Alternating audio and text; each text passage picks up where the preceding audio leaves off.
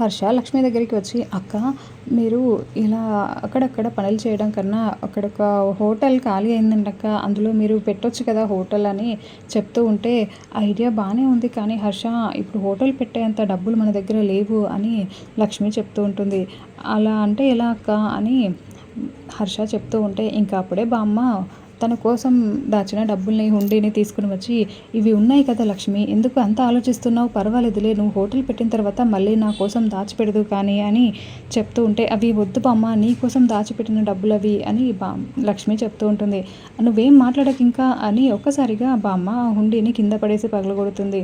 ఇంకా అందులో నుండి డబ్బులు బయటికి రావడంతో హరికృష్ణ వచ్చి, ఇవి వాడుకో అమ్మా అని చెప్తూ ఉంటే, ఇంకా హరికృష్ణ బామ్మ అంటూ బామ్మని హక్ చేసుకొని ముద్దులు పెడుతూ ఉంటాడు. నువ్వెంత మంచిదానివి బామ్మ, నువ్వేం బాధపడకు, నేను పెద్ద అయిన తర్వాత నీకు హాస్పిటల్లో చూపించడం కాదు, నీ కోసం ఒక హాస్పిటల్నే కట్టిస్తాను అని చెప్తూ ఉంటే, రే నాన్న ఎంత మంచి మాట చెప్పావురా అని బామ్మ కూడా హరికృష్ణని హక్ చేసుకొని ముద్దులాడుతూ ఉంటుంది. ఆ తర్వాత ఆడుకుంటూ ఉంటాడు హరికృష్ణ. అప్పుడే హర్ష అక్కడికి వచ్చి, నీకు ఫుట్బాల్ అంటే ఇష్టమరా అని చెప్పి అడుగుతూ ఉంటాడు. అవును మామయ్య అని చెప్పి హరికృష్ణ బయటికి వెళ్ళి బాల్తో ఆడుకుంటూ ఉంటాడు. ఇంకా హర్ష లక్ష్మి లోపలే ఉంటారు. లక్ష్మి వంట చేసుకుంటూ ఉంటుంది. అప్పుడే విహారీ బాగా తాగేసి కార్ డ్రైవ్ చేసుకుంటూ వచ్చి ఒక్కసారిగా లక్ష్మి వల్ల ఇంటి ముందు ఉన్న చెట్టుకి ఆ కార్ని యాక్సిడెంట్ అయిపోయి ఇంకా కార్లో పడిపోయి ఉంటాడు విహారీ. అది బయట చూస్తున్న ఆడుకుంటున్న హరికృష్ణ చూసేసి అక్కడికి వెళ్ళి కార్ డోర్లో నుంచి చూసేసి విహారీ అని కన్ఫర్మ్ చేసుకుని లోపలికి వచ్చి, అమ్మ మామయ్య అని పిలుస్తూ ఉంటాడు. ఏమైందిరా అని వాళ్ళు కంగారు పడుతూ అడుగుతూ ఉంటే, బ్యాట్మ్యాన్ కార్కి యాక్సిడెంట్ అయింది అని చెప్తూ ఉంటాడు. ఇంకా లక్ష్మి ఆలోచిస్తూ ఉంటుంది. అప్పుడే హర్షకి డౌట్ వచ్చి, రే బ్యాట్మ్యాన్ అంటే మా బాసారా అని అంటూ ఉంటే, అవును మామయ్య అని హరికృష్ణ చెప్పడంతో, పదరా వెళ్దామని హర్ష బయటికి వస్తాడు. ఇంకా హరికృష్ణ లక్ష్మి కూడా బయటికి వచ్చేస్తారు. లక్ష్మి ఇటువైపుగా ఉంటుంది. విహారీ డ్రైవింగ్ సీట్లో కూర్చొని ఉంటాడు. తల ఇలా స్టీరింగ్కి పడిపోయి ఉంటుంది. ఇంకా హర్ష తలని లేపి సార్ అని ఎంత లేపినా కూడా విహారీ స్పృహలోకి రాడు. ఇంకా లక్ష్మి అలా హెల్ప్ చేద్దామని ఇటువైపుగా వస్తూ ఉంటే, అక్క కార్లో ఫోన్ ఉందక్క, ఫోన్ తీసి వాళ్ళకి ఫోన్ చేయక్క అని చెప్పడంతో లక్ష్మి కార్లో నుండి ఫోన్ తీస్తుంది. ఇంకా ఫోన్ తీసి చేద్దామనుకునేసరికి ఫోన్కి లాక్ ఉంటుంది. హర్ష లాక్ ఉంది అని చెప్పడంతో హరికృష్ణ ఆ ఫోన్ని తీసుకుని వచ్చి హర్షకి ఇస్తాడు. ఇంకా విహారీ ఫింగర్ ప్రింట్ తోటి ఆ ఫోన్ లాక్ ఓపెన్ చేసి మళ్ళీ ఇవ్వడంతో లక్ష్మి విహారీ వాళ్ళ ఇంట్లోకి ఫోన్ చేస్తుంది. ఇంకా అప్పుడే సహస్ర అటుగా వెళ్తూ ఫోన్ రింగ్ అవుతూ ఉండడం చూసి, ఎవరబ్బా అనుకుంటూ దగ్గరికి వస్తూ ఉంటుంది. మరోవైపు అప్పుడే పద్మాక్షి కూడా అక్కడికి వచ్చి ఫోన్ లిఫ్ట్ చేసి మాట్లాడుతూ ఉంటుంది. హలో ఎవరు అని అంటూ ఉంటే, ఈ ఫోన్ గల అతనికి ఇక్కడ యాక్సిడెంట్ అయిందండి అని చెప్తూ ఉంటే, అవునా అమ్మ, వాడికి యాక్సిడెంట్ అయిందా అమ్మ, అల్లుడికి ఎలా ఉంది ఇప్పుడు అని అడుగుతూ ఉంటే, స్పృహలో లేరండి, అన్కాన్షియస్ అయ్యారు అని లక్ష్మి చెప్తూ ఉంటుంది. మీరు వెంటనే సిటీ హాస్పిటల్కి తీసుకురండి, మేము అక్కడికి వస్తున్నామని పద్మాక్షి కంగారుగా చెప్తూ ఉంటుంది. అలాగే అండి, మీ పేరు అని లక్ష్మి అడుగుతూ ఉంటేనే పద్మాక్షి ఫోన్ కట్ చేస్తుంది. ఇంకా ఈ మాటలన్నీ విన్న సహస్ర, అమ్మ బావకేమైంది అని ఎందుకంత టెన్షన్ పడుతున్నావని అడుగుతూ ఉంటే, విహారీ గారికి యాక్సిడెంట్ అయిందంట, సిటీ హాస్పిటల్కి తీసుకురమ్మన్నాను అని చెప్పి పద వెళ్దామని సహస్రతో అనడంతో, సరే అమ్మ పద వెళ్దామని ఇద్దరు కలిసి బయలుదేరి వెళ్తూ ఉంటారు. మరోవైపు ఇంకా అక్క ఫోన్ చేసావా అని హర్ష అడగడంతో, చేశాను హర్ష, సిటీ హాస్పిటల్కి తీసుకురమ్మన్నారు అని చెప్తూ ఉంటుంది. సరే అని ఇంకా హరికృష్ణ కార్ డోర్ ఓపెన్ చేయరా అని చెప్పి హర్ష చెప్పి ఇంకా విహారీని డ్రైవింగ్ సీట్లో నుండి తీసి వెనకాల పడుకోబెడతాడు. లక్ష్మి అక్కడే ఉంటుంది కానీ విహారీ మొహాన్ని చూసి ఉండదు.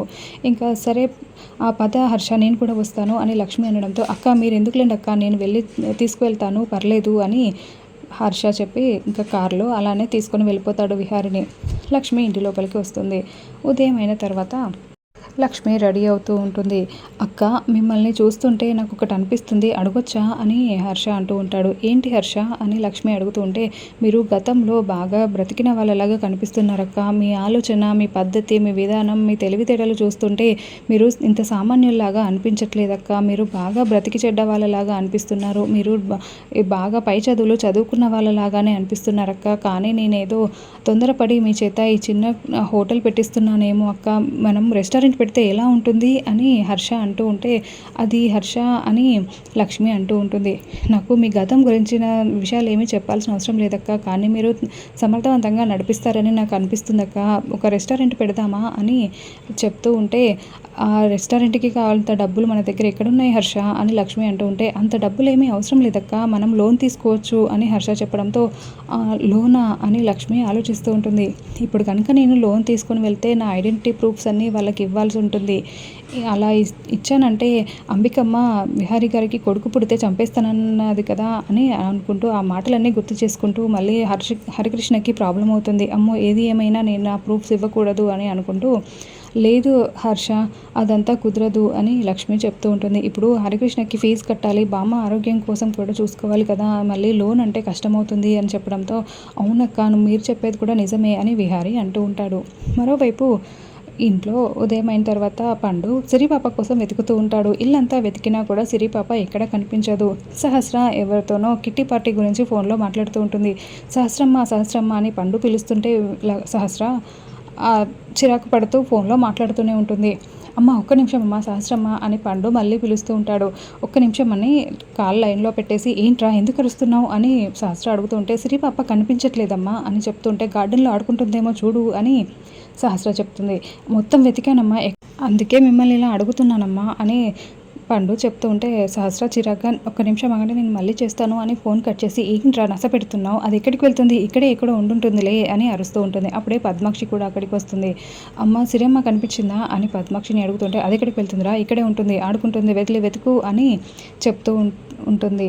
ఇంకా మరోవైపు పండు, లేదమ్మా నేను ఇల్లంతా వెతికాను ఎక్కడ కనిపించలేదు అని అనుకుంటూ ఉంటాడు. అంటుగా వెళ్ళి మళ్ళీ వెతకడానికి వెళ్తూ ఉంటే అప్పుడే విహారీ కిందికి వస్తాడు. విహారీ బాబు సిరిపాప కనిపించిందా మీకేమైనా అని పండు అడగడంతో, లేదురా నాకైతే కనిపించలేదు అని విహారీ చెప్తాడు. సరే వెళ్ళి వెతుకుదాం పదా అని తల ఓవైపు వెతుకుతూ ఉంటారు. ఇంకా విహారీ రూమ్లోకి వెళ్ళి చూస్తూ ఉంటే విహారీ పర్స్ కింద పడిపోయి ఉంటుంది బెడ్ దగ్గర. అదేంటి నా పర్స్ కింద పడిపోయింది అని తీసి చూసుకుంటూ ఉంటాడు. ఇంకా అందులో మనీ కూడా ఉండవు, ఇందులో క్యాష్ ఉండాలి కదా, క్యాష్ కూడా లేవేంటి అని ఆలోచిస్తూ ఉంటాడు.